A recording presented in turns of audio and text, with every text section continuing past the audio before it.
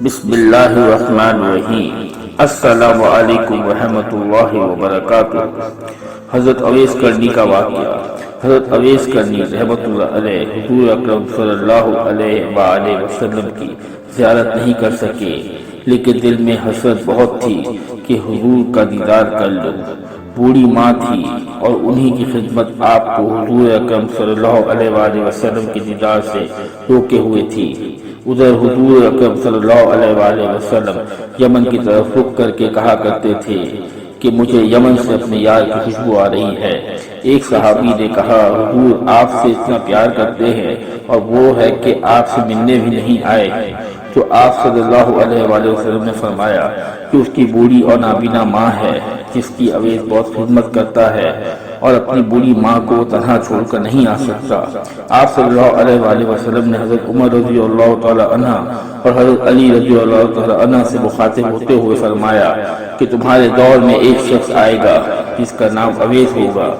اویس بن عامر، قد ہوگا درمیانہ، رنگ ہوگا کالا اور جسم پر ایک سفید داغ ہوگا۔ جب وہ آئے تو تم دونوں نے اس سے دعا کرانا، کیونکہ اویس نے ماں کی ایسی خدمت کی ہے، جب بھی وہ دعا کے لیے ہاتھ اٹھاتا ہے تو اللہ اس کی دعا کبھی رد نہیں کرتا۔ حضرت عمر 10 سال خلیفہ رہے اور ہر سال حج کرتے، حضرت اویس کرنی کو تلاش کرتے، لیکن انہیں اویس نہ ملتے۔ ایک دفعہ حضرت عمر نے سارے حاجیوں کو میدان عرفات میں اکٹھا کر لیا اور کہا کہ تمام حاجی کھڑے ہو جائیں۔ پھر کہا، سب بیٹھ جاؤ، صرف یمن والے کھڑے رہو۔ تو سب بیٹھ گئے اور صرف یمن والے کھڑے رہے۔ پھر کہا، یمن والے سارے بیٹھ جاؤ، صرف قبیلہ مراد کھڑا رہے۔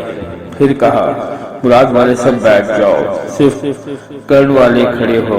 تو صرف ایک آدمی بچا اور حضرت عمر نے کہا کہ تم کرنی ہو؟ تو اس شخص نے کہا، ہاں میں کرنی ہوں۔ تو حضرت عمر نے کہا کہ اویس کو جانتے ہو؟ تو اس شخص نے کہا کہ ہاں جانتا ہوں، وہ تو میرے سگے بھائی کا بیٹا ہے۔ آپ تو پوچھا کہ اویس ہے کدھر؟ تو اس شخص نے کہا کہ عرفات گیا ہے اونٹ چرانے۔ آپ نے حضرت علی کو ساتھ لیا اور عرفات کی طرف دوڑ لگا دی۔ جب وہاں پہنچے تو دیکھا کہ اویس کرنی درخت کے نیچے نماز پڑھ رہے ہیں اور اونٹ چاروں طرف چل رہے ہیں۔ آپ دونوں آ کر بیٹھ گئے اور حضرت اویس کرنی کی نماز ختم ہونے کا انتظار کرنے لگے۔ جب حضرت اویس نے سلام پھیرا تو حضرت عمر نے پوچھا، کون ہو بھائی؟ تو حضرت اویس کرنی نے کہا، میں اللہ کا بندہ ہوں۔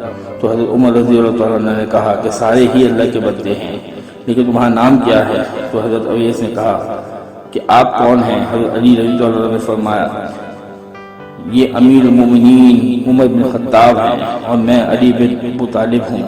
حضرت اویس کا یہ سننا تھا کہ وہ تھر تھر کانپنے لگے اور کہا کہ جی معافی چاہتا ہوں، میں نے آپ کو پہچانا نہیں تھا، میں تو پہلی دفعہ حج پر آیا ہوں۔ حضرت عمر نے کہا کہ تم اویس ہو؟ تو انہوں نے کہا، ہاں میں اویس ہوں۔ حضرت عمر رضی اللہ تعالیٰ نے کہا، ہاتھ اٹھا اور ہمارے لیے دعا کر۔ وہ رونے لگے اور کہا، میں دعا کروں؟ آپ لوگ سردار اور میں نوکر آپ کا، اور میں آپ لوگوں کے لیے دعا کروں؟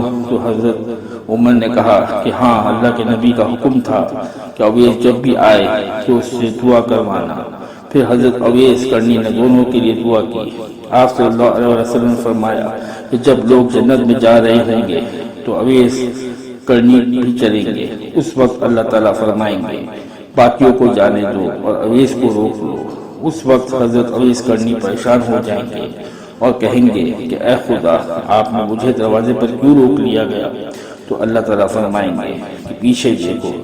جب پیچھے دیکھیں گے تو پیچھے کروڑوں اربوں کی تعداد میں جہنمی کھڑے ہوں گے۔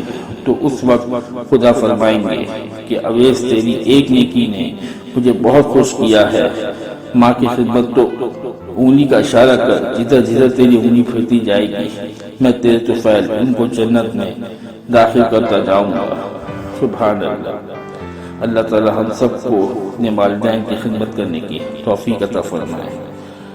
آمین ثم آمین۔ جزاک اللہ۔ اگر آپ کو ہماری ویڈیو پسند آئی تو پلیز ہماری ویڈیو کو لائک ضرور کریں۔